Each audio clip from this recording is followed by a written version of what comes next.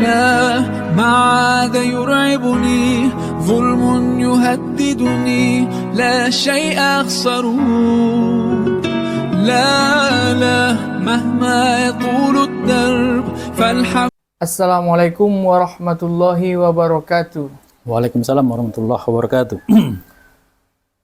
Alhamdulillahirabbil alamin wassalatu wassalamu ala asrofil anbiya wal mursalin wa ala alihi wa sahbihi ajma'in. Bersyukur kita kepada Allah Subhanahu wa taala dan bersolawat kita kepada Nabi Muhammad sallallahu alaihi wasallam dengan mengucapkan Allahumma sholli ala sayyidina Muhammad wa ala ali sayyidina Muhammad. Pemirsa Kipah Channel dimanapun Anda berada, bertemu lagi kita di acara Kipah Talk Show bersama Kipah Channel. Sahabat Kipah Channel, bagaimana kabar Anda? Semoga sehat selalu dan dalam lindungan Allah Subhanahu wa taala.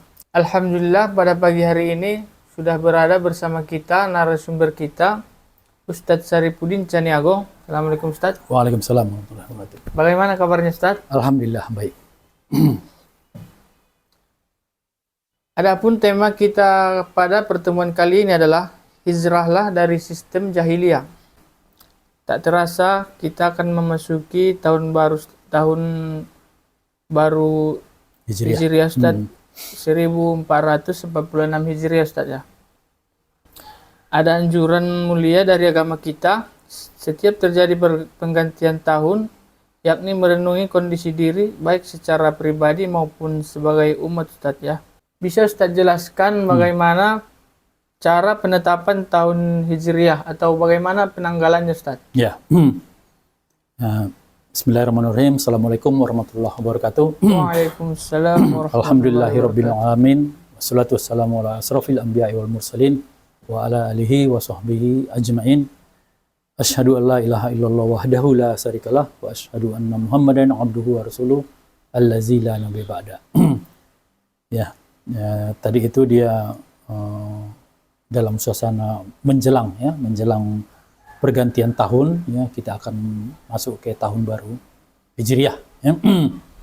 Yang mungkin tidak berapa lama lagi akan kita sampai ke sana ya.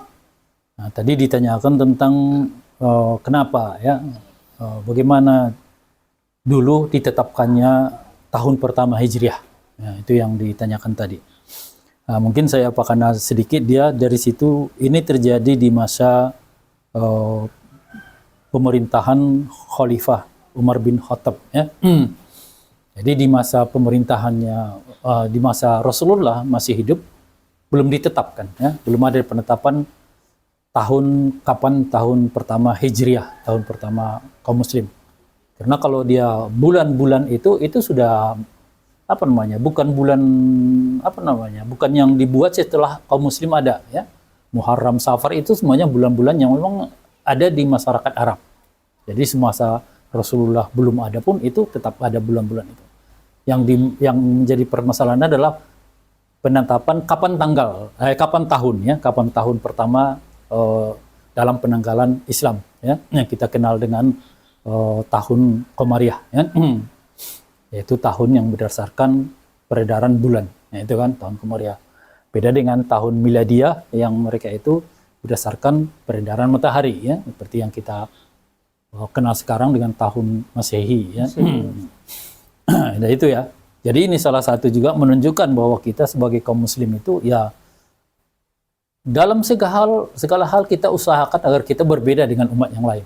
Nah, bahkan dalam masalah penanggalan ini kan, jadi ketika di masa Umar bin Khattab dulu, ketika Umar mengumpulkan para sahabat, di situ ada usul agar ditetapkanlah penanggalan kaum muslimnya. Nah, di situ kemudian Umar meminta saran dari para sahabat kapan ini penetapannya ya. Yang pertama itu ada yang menyarankan kita mulai aja saat Rasulullah itu terlahir ya. Terlahir ke dunia gitu kan. Kemudian para sahabat berbincang-bincang, kemudian mereka merasa ini tidak banyak yang mengetahui masalah ini. Artinya tidak memunculkan dampak yang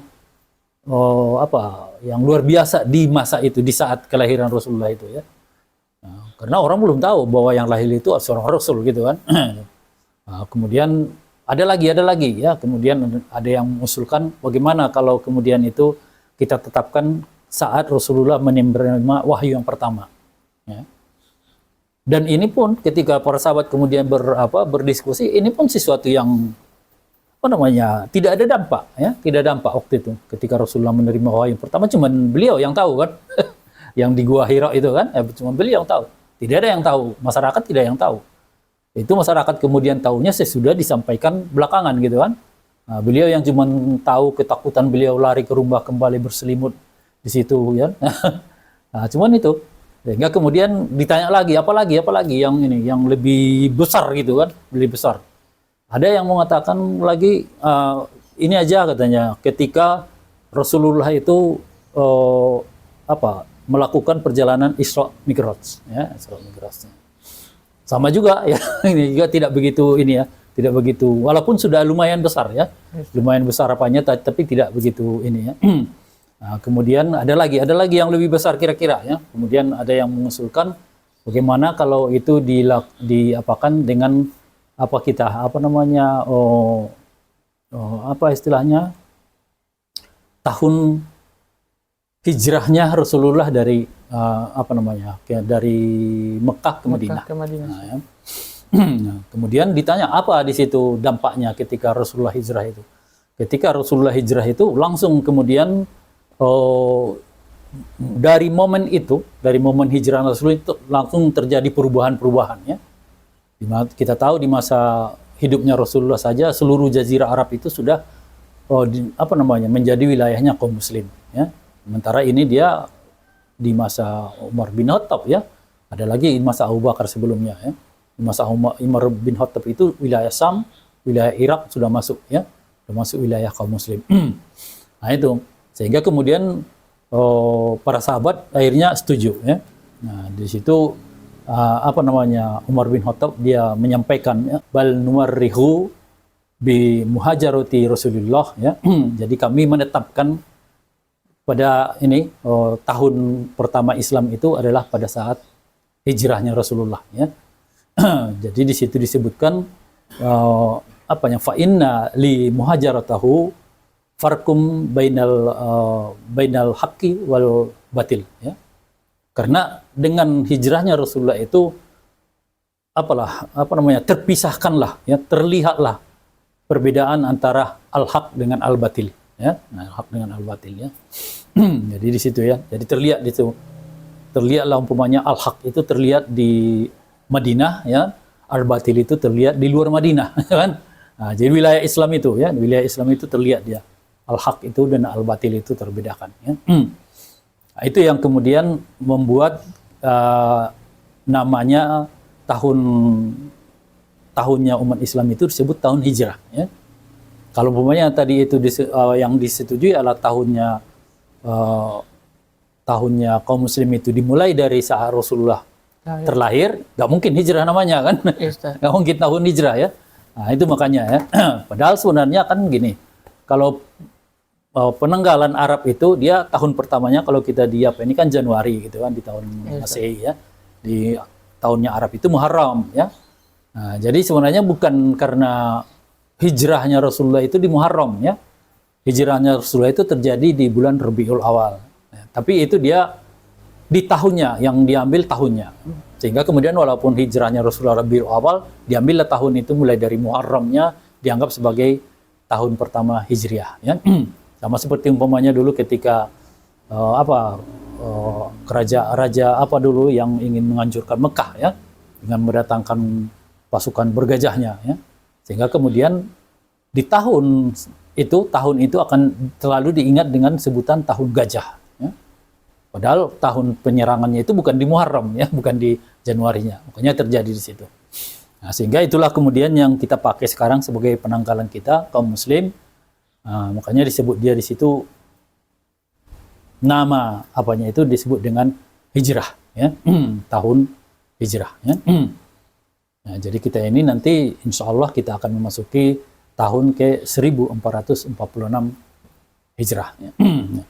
Itu mungkin kira-kira dari ininya, dari kenapa bagaimana penetapan ya, penetapan Ustaz, tahun ya. pertama Hijriah itu. Ya, itu mungkin. Kemudian Ustadz, kalau kita melihat saat ini banyak umat Islam yang jauh terlihat atau kondisinya jauh dari ketaatan dan apa Ustadz, Ya. ketakwaan. Bagaimana ini bisa terjadi Ustadz? Ya. Nah itu ya. Jadi dulu itu sebelum Islam datang itu kan di Jazirah Arab itu yang dikenal di situ terdapat dia ada yang disebut dengan sistem jahiliyah ya di Jazirah Arab ya. Nah, bahkan sebenarnya kalau kita melihat dari hakikat jahiliyah itu bukan saja di sana, di seluruh bumi ya. Nah, tidak yang dipakai manusia itu seluruhnya adalah aturan-aturan jahiliyah ya. Dan kemudian Islam itu datang justru untuk ini ya, untuk merubah semua itu. Nah, karena dia kejahiliahan itu yang terjadi di apa namanya di wilayah Jazirah Arab itu sangat mengerikan ya, di mana mereka kita tahu suka khamar, ya, suka berkelahi, bahkan suka zina ya, dan bahkan yang paling parah itu membunuhi anak-anak perempuan mereka ya, dan suka menipu dalam perdagangan ya, segala keburukan-keburukan terjadi di situ. Jadi itulah kemudian Islam itu datang untuk menghilangkan itu ya. Begitu Islam datang, bangsa Arab itu langsung berubah ya. Seluruh keburukan-keburukan yang terdapat di masa jahiliyah itu langsung hilang ya. Nah, itulah ketika di tengah mereka berubah aturan yang diterapkan ya. Dari aturan jahiliyah berubah menjadi aturan Islam ya. Jadi selama ini kaum muslim tetap berada di sini, seluruh keburukan-keburukan yang terjadi di zaman sistem jahiliyah itu tidak akan terjadi ya, tidak akan terjadi. Karena aturan atau sistem Islam itu menghalangi hal-hal itu terjadi. Tidak membuka pintu bagi itu terjadi ya. Tidak mungkin orang melakukan itu ya, melakukan kemaksiatan, melakukan mabuk-mabuk ya, tidak akan mungkin terjadi kalau dia sistem Islam dan segala macam penipuan-penipuan dalam perdagangan, apalagi membunuhi anak ya. Tapi kemudian ketika kita lihat kondisi saat ini, seluruh yang dilakukan, yang terjadi di masa jahiliyah itu terjadi kembali. Bahkan lebih parah gitu kan, lebih parah lagi sekarang ya. Kalau dulu di masa jahiliyah di Jazirah Arab itu yang mereka bunuh hanya anak perempuan ya. Kalau sekarang nggak peduli lagi anak perempuan, anak laki-laki dibunuh. Berapa ribu setiap tahunnya itu bayi-bayi yang terlahir ya, apakah dia terlahir karena dia diaborsi ya, apakah dia terus mati gitu kan, diaborsi ya, mati ya, kemudian ada yang memang terlahir tapi kemudian itu dibuang ya, karena dia hasil dari perzinahan ya. Dan begitu juga dengan ini khamar ya, bahkan tingkatannya udah lebih mengerikan lagi kan, udah ada istilah seperti sabu-sabu dan banyak lagi hal-hal yang semuanya itu sama-sama dengan khamar itu sama-sama merusak akal gitu kan. Begitu juga penipuan dan segala macam lah ya yang terjadi di masa jahiliyah itu muncul lagi. Dan itulah membuktikan bahwa sebuah sistem yang bukan berasal dari Islam itu dia akan memunculkan akibat yang sama ya. Apapun sistem yang kita ambil, kalau dia bukan berasal dari Islam akan memunculkan akibat yang sama ya, keburukan-keburukan itu ya. Dan itu kita lihat keburukan-keburukan itu sekarang itu yang muncul itu udah merata di seluruh dunia kan. Nah, bahkan di Mumpang jadi kota kita aja, kota Padang Sidimpuan udah kita lihat kan, keburukan-keburukan yang terjadi di masa jahiliyah itu terjadi di tengah-tengah kita ya. Bahkan mungkin kita melihat pelakunya kerabat-kerabat kita gitu, yang dekat dengan kita gitu. Nah itu makanya di Imam Asy-Sya'di mengatakan itu dia bahwa hukum jahiliyah itu adalah seluruh hukum yang bertentangan dengan syariat Islam. Ya. Jadi kadang-kadang di tengah kita umat Islam itu ketika kita berbicara tentang hukum jahiliyah yang kita pikirkan itu adalah hukum yang terjadi di di Jazirah Arab atau tepatnya mungkin di Mekah di saat Islam belum tegak, ya itu yang kita pikirkan. Kemudian karena itu kita merasa hukum-hukum yang lain itu nggak demikian, ya. Tapi itu Imam Asy-Sya'bi tadi mengatakan demikian. Segala hukum yang hukum jahiliyah itu adalah segala hukum yang ini ya, yang bertentangan dengan syariat Islam. Ya. Nah, kemudian ini dipertegas lagi oleh ini ya, Imam Hasan Al-Basri ya, yang disampaikan dikutip oleh Ibnu Katsir di dalam tafsir Al-Qur'anul Karim ya. Di situ disebutkan Imam Al-Hasan Basri menyebutkan di situ segala hukum yang bukan berasal dari Islam ya, itu termasuk itu disebut sebagai hukum jahiliyah ya. Jadi tidak cuma yang di sana ya, tidak cuma yang di kalangan bangsa Arab itu, semuanya dimanapun ya. Kalau bukan dia berasal dari Islam itu disebutkan dia hukum jahiliyah ya. Dan ini tentunya mereka ini tidak sembarangan membuat fatwa itu kan, membuat pernyataan itu. Itu disandarkan kepada firman Allah sendiri di dalam surah Al-Maidah ya, disebutkan di situ afa hukumul jahiliyati yabghun ya, apakah hukum jahiliyah yang kalian inginkan ya? Wa man ahsanu minallahi hukman liqaumin yuqinun ya. Dan itu Allah mau dengan tegas mengatakan siapa lagi yang lebih baik membuat hukum selain dari Allah, selain Allah sendiri ya. Nah, berarti di situ kan kita melihat di dalam kalimat itu cuma ada dua hukum itu. Apakah kalian mengikuti hukum jahiliyah?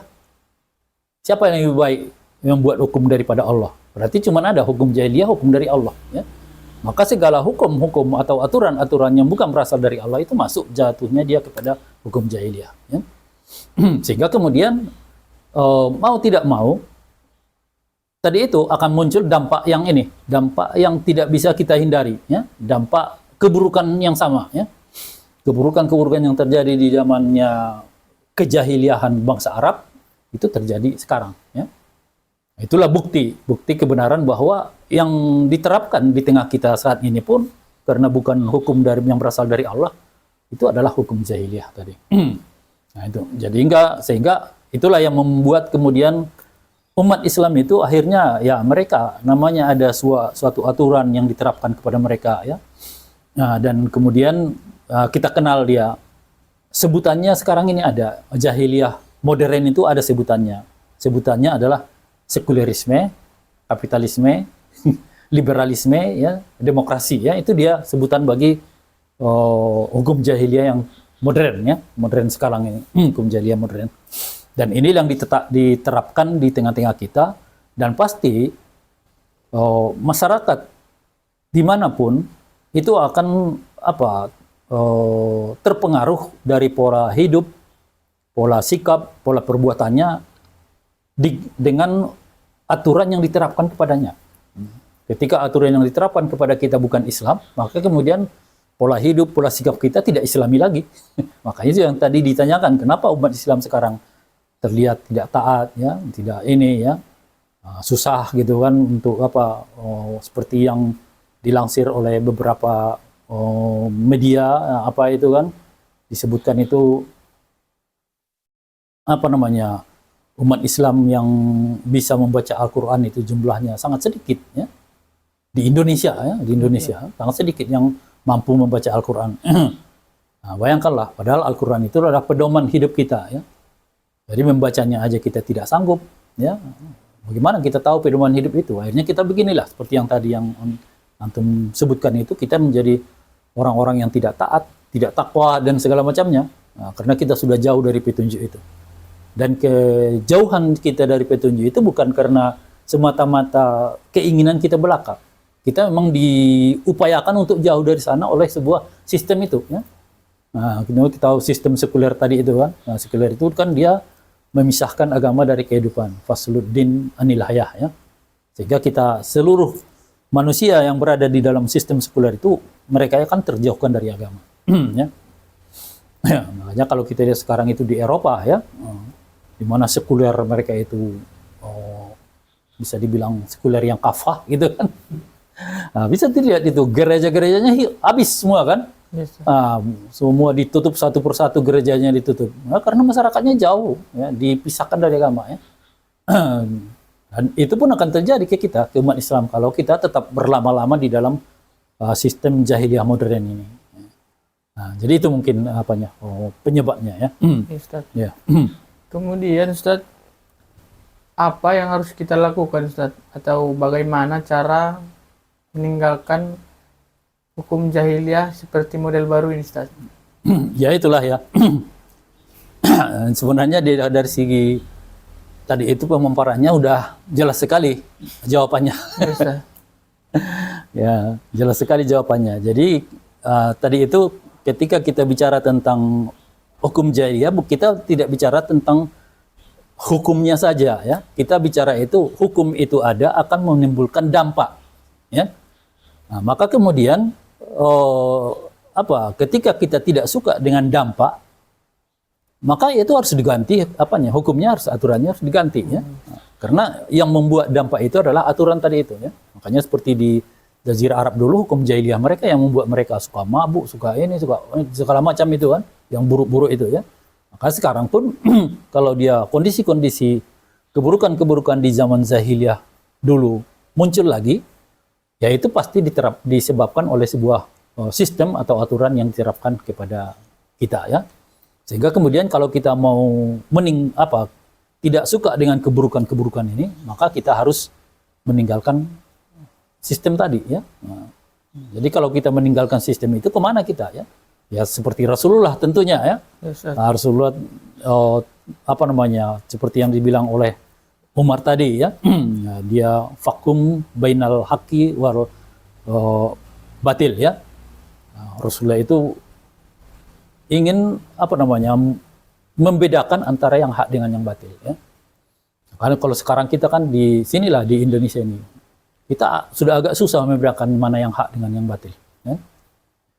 Kita bilang riba itu haram, tapi riba di mana-mana gitu ya.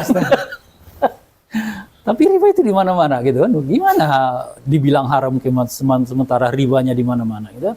Jadi nggak bisa lagi kita mengapakan yang hak dengan yang batil ya. Nah, kita bilang pergaulan interaksi antara perempuan dan laki-laki itu terpisah dan ini begini-begini, ternyata yang terjadi nggak demikian ya. Nah, bahkan kesulitan kita kalau kita mengikuti metode pandangan Islam itu ya. Kesulitan kita dijauhi oleh kerabat kita gitu kan. Nah, dianggap kita orang yang sudah radikal, intoleran dan segala macamnya ya. Nah, jadi nggak tahu lagi kita mana sekarang batasan hak dengan batil itu ya. Sehingga kadang-kadang orang itu akhirnya menyerah dia kepada ini kepada apa yang membuat dia nyaman aja ya. Biar jangan dicemoohi oleh ini, biar jangan dijauhkan oleh kawan-kawan, akhirnya dia ya udah nggak peduli lagi dia hak dan batil itu kan. Nah itu ya. Jadi di sini kita harus memang meninggalkan itu, dan meninggalkan itu ya sebagaimana Rasulullah itu mengganti seluruh keburukan-keburukan itu dengan penerapan sistem Islam ya, dalam sistem Islam. Maka kemudian kita yakin dengan apa yang dilakukan oleh Rasulullah itu, karena beliau adalah uswatun hasanah, contoh bagi kita, bahwa untuk mengganti keburukan-keburukan itu tidak ada jalan lain yang bisa kita tempuh selain daripada tadi itu, menggantinya dengan penerapan syariat Islam.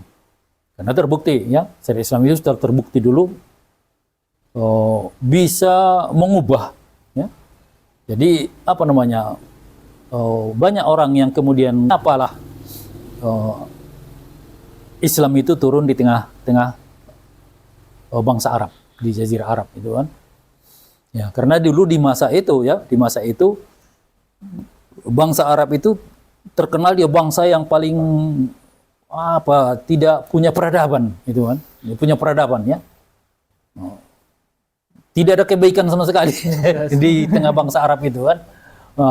Peningnya bakal di situ disebutkan dulu kan, di Jazirah Arab itu di sebelah kiri mereka itu, di sebelah timur mereka itu ada adidaya Persia ya, yang Persia ini kerjanya menaklukkan wilayah semuanya biar lebih luas wilayahnya. Di sebelah barat mereka ada Romawi, ya. Romawi itu udah sampai ke Syam dia, ya, wilayah mereka, ya. Tapi mereka nggak mau ke Jazirah Arab ini. Tak ada yang dua adik kuasa ini yang punya keinginan untuk menaklukkan Jazirah Arab ini, ya. Karena mereka melihat ya tidak ada ininya, tidak ada apa namanya manfaat, ya. Justru akan menyulitkan mengurusi orang-orang yang tidak bisa diurus gitu. Susah diurus dia, maunya perang-perang gitu aja kan, sebentar-bentar udah perang, sebentar perang gitu ya. Mereka yang di sana, ya. Tapi kemudian ketika Islam datang, bangsa yang paling buruk itu saat itu, ya, kemudian berubah menjadi bangsa yang paling mulia, ya. Mulia, ya. Mengalahkan seluruh bangsa-bangsa justru, ya. Peradaban Eropa sampai ditinggal, ya, peradaban Persia ditaklukkan. Nah, sampai peradaban Persia itu hilang, ya, berganti menjadi peradaban Islam di situ, ya. Nah, itulah kemuliaan Islam. Jadi Islam itu ingin Allah itu menurunkan Islam itu di Jazirah Arab itu sebagai apa namanya pembuktian bahwa ajaran Islam itu adalah ajaran yang bisa membangkitkan manusia, ya, dari keburukannya menjadi menjadi mereka menjadi manusia-manusia atau masyarakat yang berada di bawah peradaban yang sangat bagus, mulia, ya. Nah, mulia. Nah, itu dia yang ininya, ya. Sehingga kemudian ya mestinya kita sebagai muslim pengen dong, ya. Yes, ya harus pengen, ya, untuk kembali mendapatkan kemuliaan itu sebagaimana yang disampaikan oleh Umar bin Khattab, ya.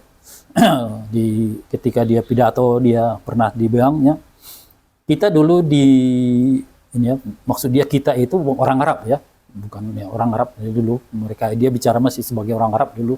Kita dulu itu dia mungkin mengingat sebelum dia masuk Islam, sebelum Islam tegak itu, kondisi bangsa Arab itu kan masih dilaluinya, ya, karena dia kan seorang mu'alaf gitu kan. Dia lalunya, dia tahu itu keburukan itu kan. Nah, kalau sekarang kita cerita sama kita kan, nggak betul itu kata orang itu. Kalau Umar tahu dia sendiri. Nah, dia mengatakan itu kita dulu dimuliakan oleh Islam, ya. Jadi yang membuat kita berubah itu Islam. Maka kemudian dia bilang, maka kalau kita mengambil selain Islam untuk kemuliaan itu tidak akan kita dapatkan.